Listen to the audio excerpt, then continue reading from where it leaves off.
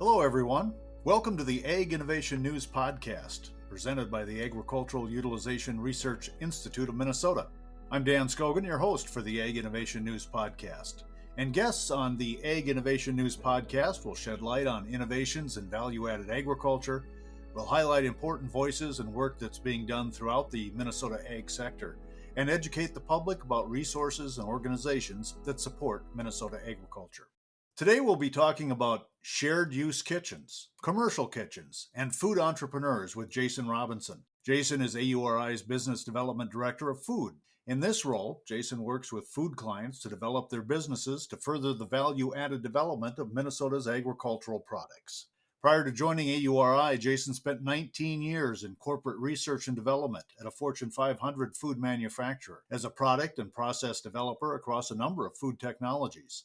Jason was recognized as a collaborative technical business leader and later led some R&D teams in snack bars, fruit snacks, salty snacks, snack bar packaging, and meat snacks.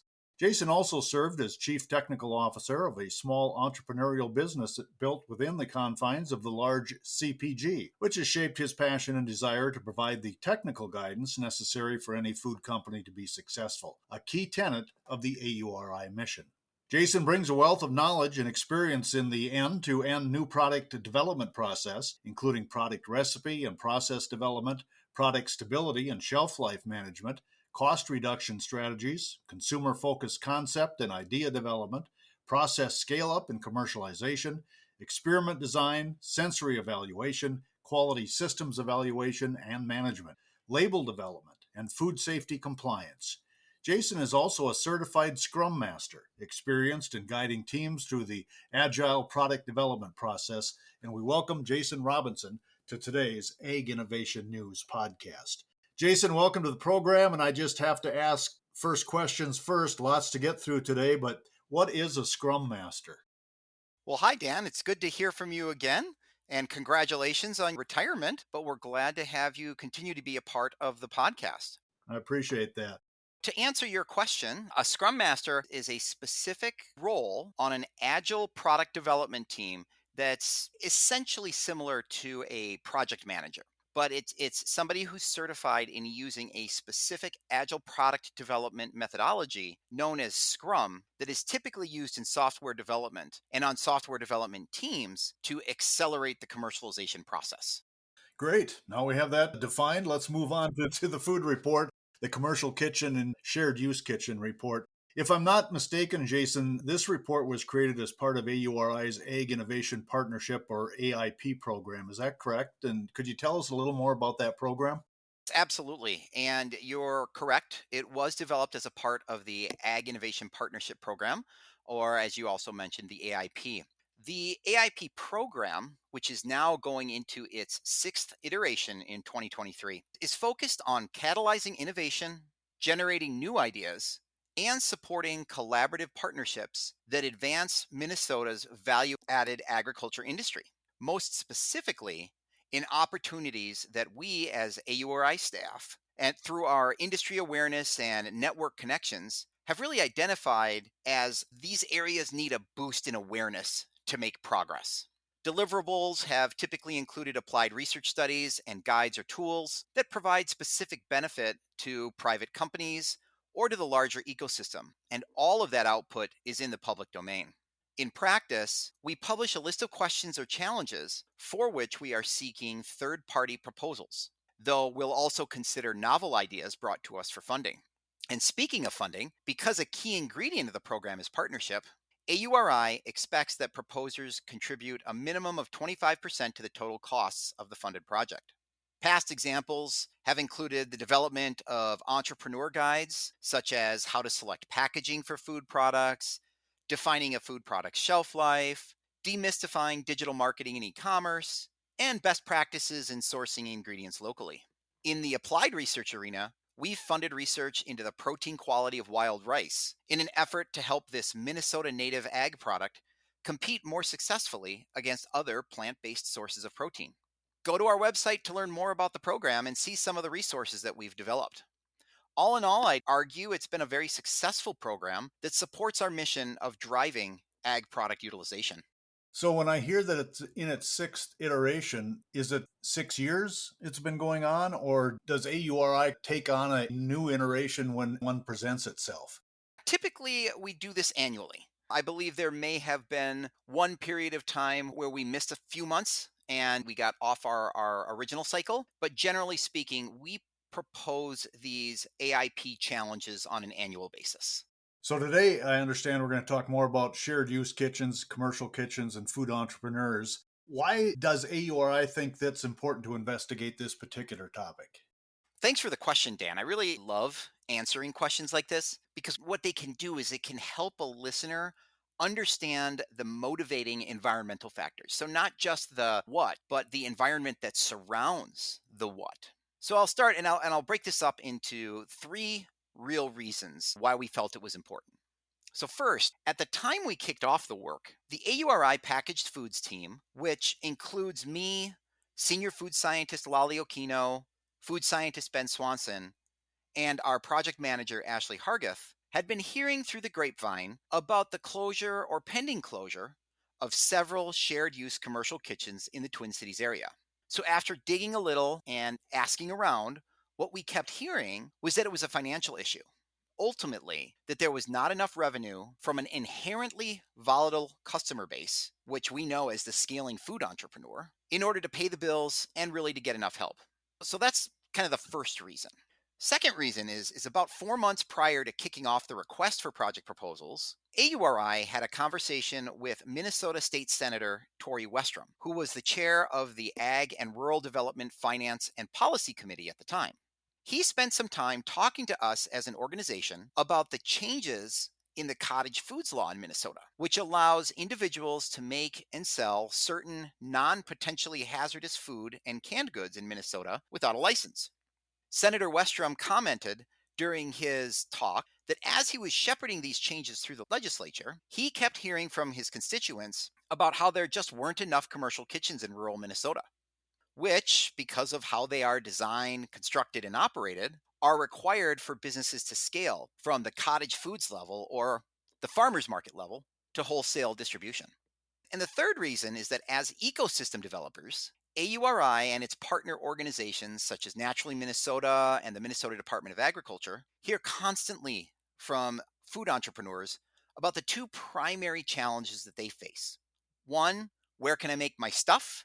And two, how can I find funding to keep making that stuff? 2 years prior to the release of this report, we had also conducted research around the economic value of investment in food and beverage manufacturing in Minnesota, where we learned that, and I quote, Minnesotans on average reap more economic reward or state GDP growth from investments in the food and beverage manufacturing industry than from any other industry in the state. And that a 5% gain in food and beverage manufacturing output could result in an increase of up to $11 billion in the state's GDP and add an estimated 160,000 more jobs. So those are big numbers. Whether you believe the numbers or not, the reality is that this research shows that the impact of food and beverage manufacturing in Minnesota is gigantic, due in large part to the vertical integration of the industry in the state. So you're probably asking, well, why is this relevant to the topic of shared use commercial kitchens? Those businesses that will drive the need for investment in larger scale food and bev manufacturing need to start somewhere. And typically, that is in a commercial kitchen, whether it's shared use or a private commercial kitchen space. So if we don't have enough of those, as we have heard, then Minnesota may not have the homegrown businesses to realize the potential GDP growth from the industry. After digesting all of this information, we started to ask ourselves really that fundamental question that guided the research, which is why aren't there enough commercial kitchens in Minnesota? Why are they closing? Is there a difference between urban and rural models? And how can the kitchen business model improve? We saw the AIP as a perfect opportunity to learn more. There's a lot of stuff in there to digest, Jason, but I think if I could rephrase some of it, and you can correct me if I'm wrong.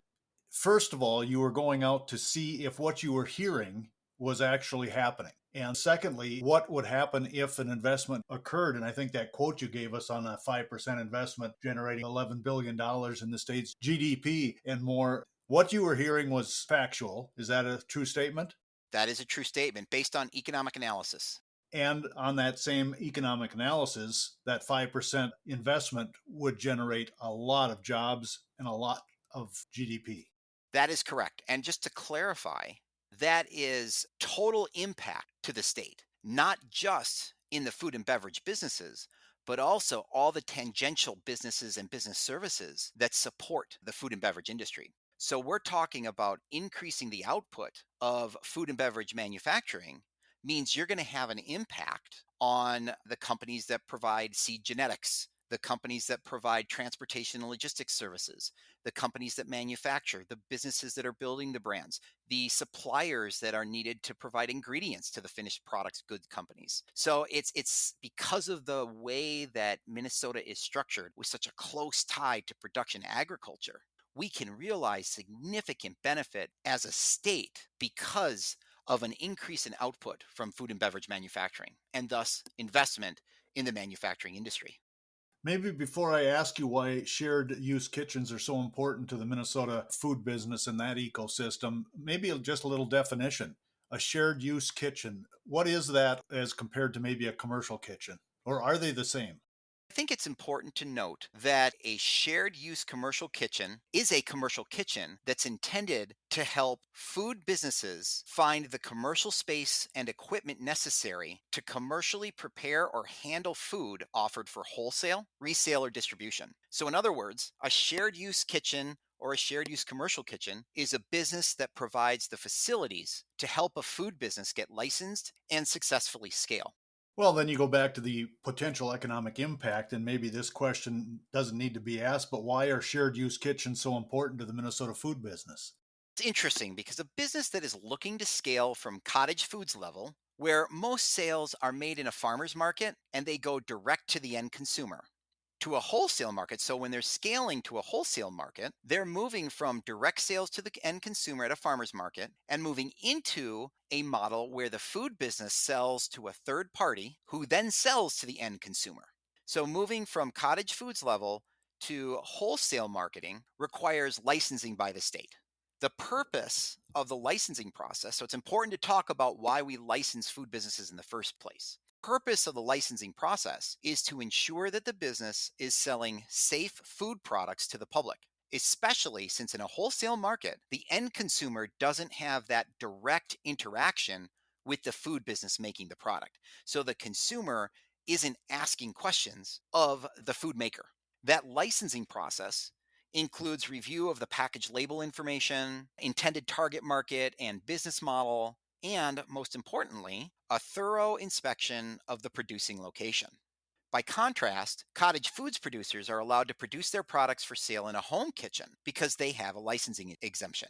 But to reiterate, as soon as they want to scale up and become a wholesale producer, the home kitchen is no longer an option and they need to produce in a commercial space. And the reason why cottage foods producer may want to scale to a wholesale food manufacturer is because there are restrictions around the sales channels that a cottage foods producer can access. They can't ship product across state lines. Frankly, they can't ship product directly to consumers anyway. They need to pass the products off in person to the end user or the end consumer, and they can't. And those sales have to be direct to the end consumer. So they can't sell, for instance, a cottage foods producer making muffins. They can't package and sell them to a coffee shop who then sells them to the customers at a coffee shop. The cottage foods business has to sell directly to the end consumer. I want to circle back, Jason, and talk about who's reading this report, who's finding it useful. But I want to remind our listeners that you're listening to the Ag Innovation News podcast presented by the Agricultural Utilization Research Institute of Minnesota. Our guest today, as we talk about shared use kitchens, commercial kitchens, food entrepreneurs, and a recent report that indicates what we need in the state and how we need to better support the food industry, is Jason Robinson. Jason works for AURI and is AURI's Business Development Director in food. So, Jason, let's go back to the report itself. Who's reading it and who's finding value in the report? I think it's important to note that this report sounds like it might be intended to directly support the efforts of food entrepreneurs. But I think it's a little misleading in the sense that while food entrepreneurs can certainly read it and find value, to be honest, the audience for this report is not necessarily the packaged foods business itself, but rather existing or prospective commercial kitchen owners or operators, the general service provider community, and ecosystem stakeholders or partners. Like I said, of course, food businesses will find the content interesting and relevant, but our goal here was to help bring clarity to the following questions. One, what is broken, as we thought, in the model for shared use kitchens based on our observations of the community challenges? Two, what factors contribute to the success or failure of these operations in Minnesota? And how do these challenges differ between rural and urban communities? And then three, what can ecosystem partners and stakeholders do at a state level to foster growth and development in this sector statewide? And that last question, that third question around what can ecosystem partners and stakeholders do, that is really why this report is targeted not directly to the food businesses themselves, but to the ecosystem partners and stakeholders. So, in other words, the project output was meant to catalyze value added activity in a sector that would provide support to the food entrepreneurs themselves. Well, let's try to break some of that out and learn a little more about what the researchers found. What can be improved in the model for shared use commercial kitchens? Like you alluded to earlier, Dan, this is a question of where do we start? There's a lot to unpack. But without getting into a complete rehash of a webinar that AURI hosted in February of 2023, I'll try to provide a high level executive summary of some of those key learnings. Generally speaking, our research indicates that the model itself of commercial kitchens isn't necessarily broken, but that success of the kitchens depends on the right environmental factors and operating resources. We found that the challenges in different regions of the state, whether in urban or rural communities, are uniquely nuanced, but aren't wholly unique in the sense that there isn't a one size fits all solution, but regardless of location, they all suffer from very similar challenges. Specific to the kitchens themselves, the business models tend to really suffer from these two main challenges, which are actually connected. The first is cash flow and revenue generation. At the end of the day, shared use kitchens rely on an inherently volatile customer base. And I said this earlier. This is the early stage food entrepreneur that either fails in the market or succeeds and graduates to a higher output production facility. So, in other words, what this means is that the early stage food entrepreneur, which is who these kitchens cater to, either fails in the market and they go away, or they're successful and they need to expand their manufacturing away from a commercial kitchen. These businesses are also typically self funded and can't afford high kitchen rental fees, whether in an urban or a rural location.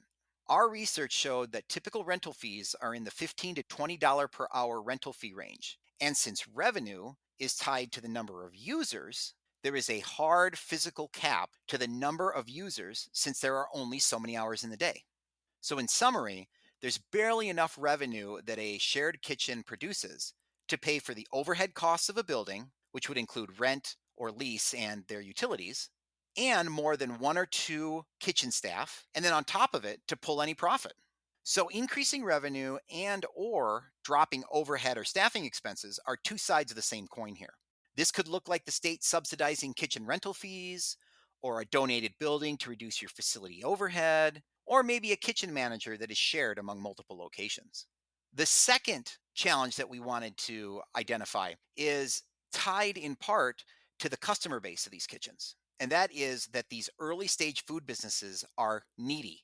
What that means is that they tend to require a lot of handholding to gain entry to and be successful in the market, which oftentimes falls onto an already stretched kitchen manager.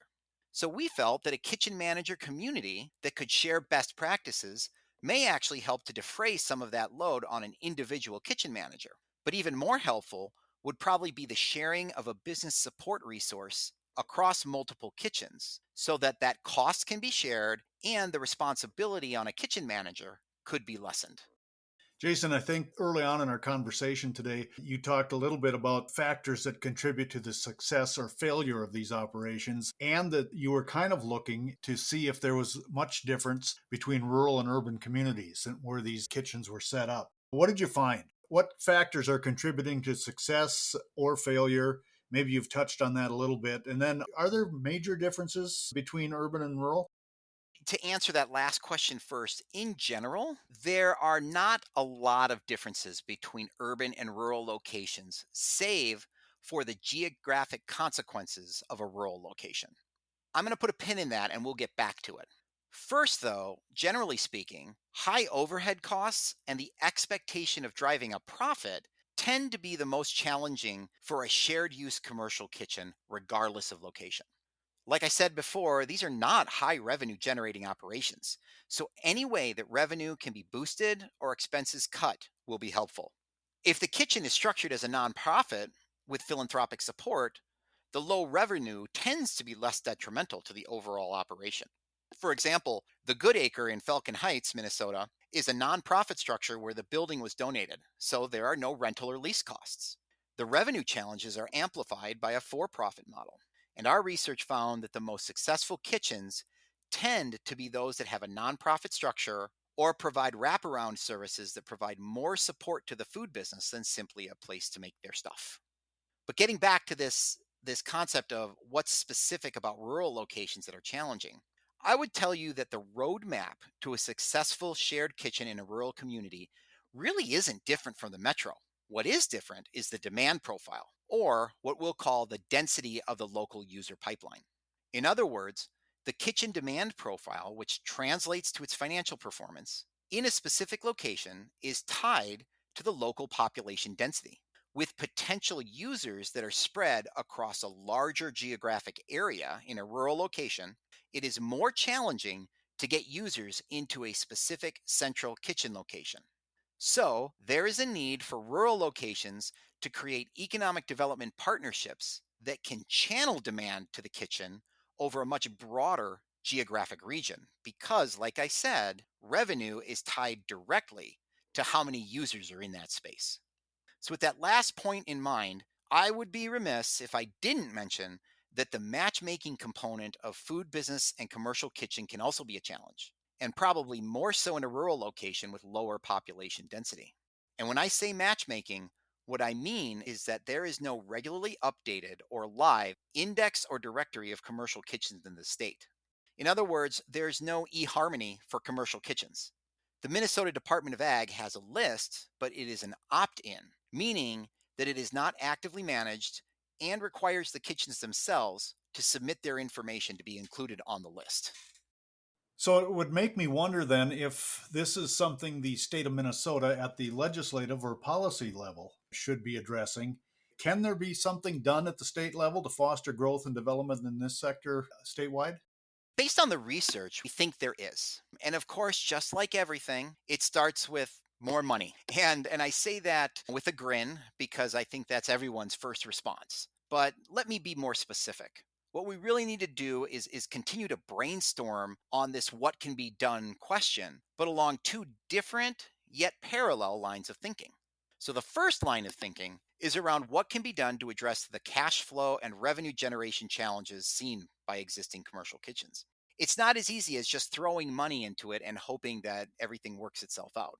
Ideas that the researchers put forth include maybe a cost sharing program that essentially allows the kitchens to charge higher rental fees while the user sees no net change in what they're being charged. We also saw an opportunity for the development of a comprehensive and actively managed resource database that provides those already stretched kitchen managers with the tools to provide on the ground training and guidance to food businesses. We also think that consistency in the regulatory framework for kitchens across the state can be very helpful in terms of at least knowing what needs to be done. And then any other financial incentives or affordable financing vehicles, such as revolving lines of credit or maybe tax incentives that can support ongoing operations. Specific to rural locations, encouraging those partnerships with local economic development organizations to improve the user demand profile is also something that should be considered. Ultimately, this is about driving awareness of those specific locations. Now, the second line of thinking is focused around what can be done to improve access to these vital resources for food businesses. In other words, how can we get more of them where they need to be, the kitchens themselves? We think it starts with creating a clear and concise playbook for transforming existing and underutilized spaces into commercial kitchens, or those that are already built and thus don't necessarily put the cost of a building into the pro forma of managing a commercial kitchen and generating revenue and profit. So, for instance, the structural changes that need to be made to create a food safe environment for production are not always clear and need to be hunted down. So, creating a clear and concise playbook that an aspiring kitchen owner or operator can refer to know exactly what they need to do to be compliant would be an excellent tool. Another opportunity is in creating and maintaining not only a living directory of commercial kitchens, but also a directory of spaces that could be transformed into commercial kitchen spaces.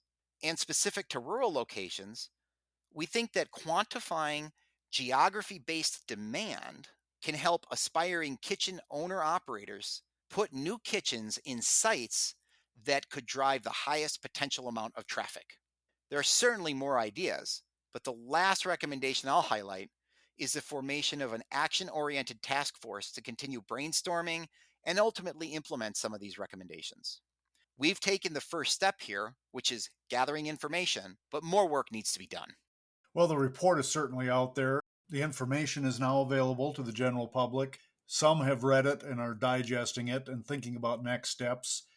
From the AURI perspective, Jason, what's next where commercial kitchens are concerned for AURI? Dan, as we talked about at the beginning of our discussion, the purpose of this research was to catalyze learning and activity and collaborations around the shared use commercial kitchen sector. As an organization, AURI is set up to inform and influence sector growth. But I would argue that it's highly unlikely we would be, for instance, the owner operator of a kitchen. We would create content to go into the playbook that was discussed or create the tools for a resource database, and that's more in line with our mission. Ultimately, I think the next step is participating in and potentially even leading the task force that I mentioned and that was recommended by the research team. But as an organization, AURI isn't ultimately set up to be the operator of a space for food entrepreneurs to make their products. I think it's also important to note that we continue to focus on what else can the state do to support food businesses as they scale. Because we know that this idea of manufacturing space, right sized manufacturing space for food businesses, is not a Minnesota problem, but a national problem. So if we can help identify solutions and potentially influence decision makers, change makers, and the legislature to invest in solutions, we can not only retain businesses here in Minnesota as they grow, but possibly attract businesses away from other locations in the country because Minnesota might be the state that actually figures it out for the first time and provides a real solution to the problem that the vast majority of food businesses have, which is how do I scale effectively and where do I make my stuff as I start to get more and more orders? And Jason, you mentioned a couple of times in that comment about right size scaling. And for a food entrepreneur, their right size is going to change as their business grows. Is that correct? You're 100% correct, Dan. I like to use the term right sized because other terms that I've heard, whether it's mid scale, mid range, larger scale, they tend to imply automation. And in many cases, automation isn't necessarily the answer. But having a location that can incorporate a semi automated production line with simply more space for manufacturing might be all that you need in order to launch into Target nationally, for instance. Moving all the way up to the next level, say at a contract manufacturer, may not necessarily be the best thing for your business, in large part because contract manufacturers have this requirement called a minimum order quantity or an MOQ, which is something that you'll hear in the industry. And what an MOQ is it's the minimum amount that a manufacturer will produce, regardless of how much you actually need, in order for that manufacturer simply to recover their costs or make a small profit. And I think it's important to note that as a business is moving from that farmer's market level or from the local distribution level up to a more regional or national scale business, that MOQ, that minimum order quantity, may exceed the amount of product you actually need to fulfill your orders. So now you might be left with 40% more product than you needed to meet your orders. And you need to figure out what to do with it before it expires and you have to just throw it away. So, this whole idea of right sized manufacturing is really about matching your demand with a manufacturing strategy that is suitable for your needs and can scale as you generate more and more orders and more demand and scale your business outside of where you are today. Does that make sense, Dan? It does make sense, and it excites me, I guess, for someone who's not in the food ecosystem. But imagine, if you would, if the state of Minnesota figures this out and gets it right, and then the potential economic impact that that could have. I'm right with you, Dan. And frankly, the term that you used, that it excites you, that's exactly what we as an organization are trying to do with the AIP program, is to generate activity, catalyze innovation, and really generate excitement about potential opportunities that can grow our state. So thank you for leading right into that comment and the reason why we do this work in the first place. And Jason, where can they find the report? Where can they learn more about commercial kitchens in Minnesota? The report, the articles that have been written by our stellar communications team in the Ag Innovation News, and the webinar that was hosted in February 2023 that I alluded to earlier are all available on our website at auri.org. Another great resource that I should highlight here is a national website known as the Food Corridor, which hosts a significant amount of resources for shared use commercial kitchens. And then, of course, our local ecosystem building organization, Naturally Minnesota, is also heavily involved in this space. And they actually have an event coming up here in the Twin Cities to kick off the summer. So I would certainly encourage anyone who's interested to sign up and become a member. Ultimately, though, if there's any interest in continuing the conversation or learning more, they can always pop me an email. And my contact information is available right on the auri.org website. Just go under the staff drop down. Absolutely. Jason Robinson, thanks for your time today. It's been very informative. I appreciate it. Thank you, Dan. I enjoyed it. We've been visiting with Jason Robinson, AURI's Business Development Director in Food, talking about shared use kitchens, commercial kitchens, and the Food Entrepreneur Report that came out recently. Thanks for joining us today, and also thank you for listening to the Ag Innovation News Podcast, presented by the Agricultural Utilization Research Institute of Minnesota.